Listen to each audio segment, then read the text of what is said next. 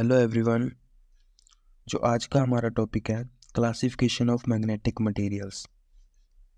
सबसे पहले बात करते हैं डेफिनेशन की। Materials that can be magnetised in the presence of magnetic field.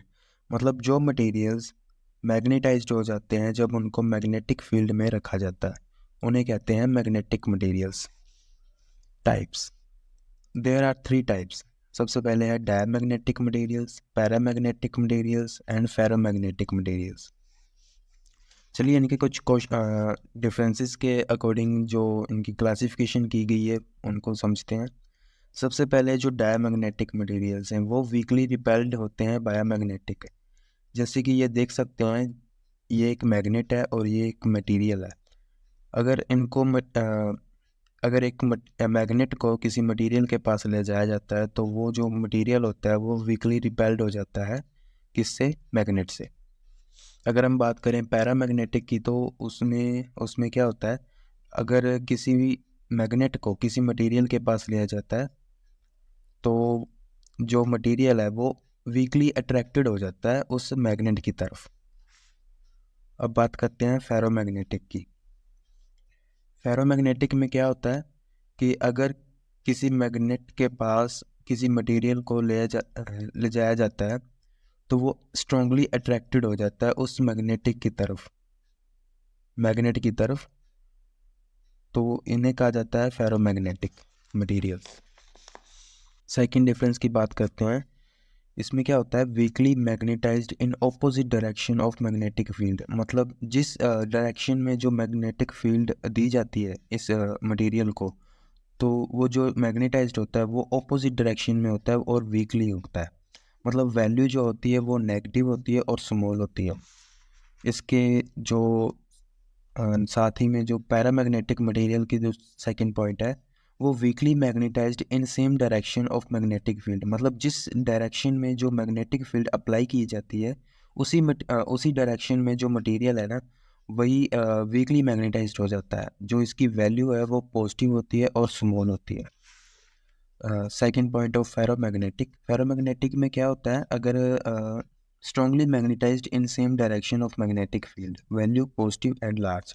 इसका मतलब है अगर इस मटेरियल्स को जो मैग्नेटिक फील्ड जो अप्लाई कर रहे हैं उसकी जिस डायरेक्शन में अप्लाई की जाती है तो उसी डायरेक्शन में जो मैग्नेटाइज्ड ये जो मटेरियल होता है with positive value and large value में।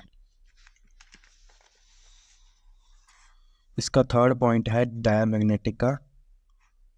Repulsion of magnetic lines of force from the centre of material. मतलब जो एक मटेरियल है, ठीक है, अगर उसको मैग्नेटिक लाइंस में रखा जाता है तो जो मैग्नेटिक लाइंस है ना वो सेंटर से थोड़ा पल्शन होती है फ्रॉम द सेंटर।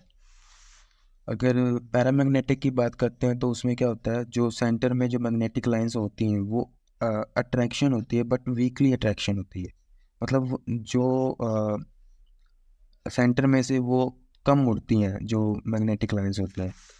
अगर फेरोमैग्नेटिक की बात करते हैं तो उसमें हैवी अट्रैक्शन होती है। अगर मैग्नेटिक फील्ड लाइंस को क्रॉस करवाते हैं उस मटेरियल में से, तो जो सेंटर में से जो मैग्नेटिक लाइंस है वो हैवी अट्रैक्शन होती है उन लाइंस की। फोर्थ पॉइंट है, अगर नॉन यूनिफॉर्म मैग्नेटिक फील्ड, अगर इन मटेरियल्स को नॉन यूनिफॉर्म मैग्नेटिक फील्ड में रखा जाता है तो वो क्या होता है, स्ट्रॉन्ग फील्ड से वीक फील्ड में जाते हैं। पैरामैग्नेटिक में क्या होता है, नॉन यूनिफॉर्म मैग्नेटिक फील्ड, अगर इनको नॉन यूनिफॉर्म मैग्नेटिक फील्ड में रखा जाता है तो वीक फील्ड से स्ट्रॉन्ग फील्ड की तरफ जाते हैं। अगर फेरोमैग्नेटिक की बात करते हैं तो ये नॉन यूनिफॉर्म अगर इनको नॉन यूनिफॉर्म मैग्नेटिक फील्ड में रखा जाता है तो ये वीक फील्ड से स्ट्रॉन्ग फील्ड की तरफ जाते हैं, मूव ऑन कर सकते हैं। फिफ्थ पॉइंट है डायमैग्नेटिक का। They lose their magnetism on removal of external magnetic field. इसका मतलब है कि अगर जो एक्सटर्नल मैग्नेटिक फील्ड हम अप्लाई कर रहे थे, अगर उसको रिमूव कर देते हैं तो ये जो मैग्नेटिज्म आया था इन मटेरियल्स में वो लूज कर देते हैं ये मटेरियल्स डायमैग्नेटिक के। अगर बात करें पैरामैग्नेटिक की, दे आल्सो लूज मैग्नेटिज्म। मतलब ये भी जो एक्सटर्नल मैग्नेटिक फील्ड जब जो हम अप्लाई कर देते, अगर उसको रिमूव कर देते हैं तो ये भी जो मैग्नेटिज्म है ना वो अपना लूज कर देते हैं। उसके बाद आता है फेरोमैग्नेटिक में, not lose magnetism, they are permanent magnets. मतलब एक्सटर्नल मैग्नेटिक फील्ड को हम रिमूव कर देते हैं तो ये जो मटेरियल्स है ना ये अपना मैग्नेटिज्म लूज नहीं करते हैं और इनको परमानेंट मैग्नेट्स भी कहा जाता है। अगर क्वेश्चन आ जाए ना पेपर में कि परमानेंट मैग्नेट्स क्या होते हैं तो कह देना फेरोमैग्नेटिक जो मटेरियल्स होते हैं ना उनको कहते हैं परमानेंट मैग्नेट्स। जो फेरोमैग्नेटिक मटेरियल से बनते हैं उनको परमानेंट मैग्नेट कहा जाता है। उसके बाद आता है sixth point, no unpaired electrons. मतलब जो इसमें इलेक्ट्रॉन्स के पेयर होते हैं ना वो उसमें कोई भी इलेक्ट्रॉन अनपेयर्ड नहीं होता। जब बात करते हैं पैरामैग्नेटिक की तो इसमें अनपेयर्ड इलेक्ट्रॉन्स होते हैं, मतलब एक या दो ऐसे, मतलब होते हैं, ज़्यादा नहीं होते। अगर बात करें फेरोमैग्नेटिक की तो उसमें अनपेयर्ड इलेक्ट्रॉन्स बहुत होते हैं जिसकी वजह से जो मैग्नेटिज्म है ना वो लूज नहीं हो पाता।